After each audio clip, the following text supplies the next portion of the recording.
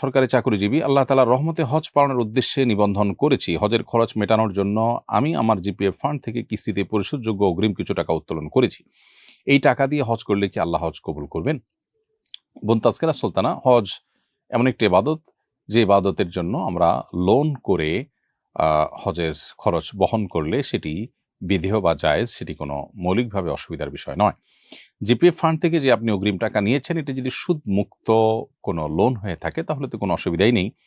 আর যদি এটা সুদী লোন হয়ে থাকে তাহলে এটি একটি গুনাহের কারণ। কারণ আপনি হজের মতো ইবাদত বা যেকোনো কাজ করার জন্য সুদী লোন নিয়ে সেটি কাজ করতে পারেন না। সুদকে আল্লাহ তাআলা হারাম করেছেন।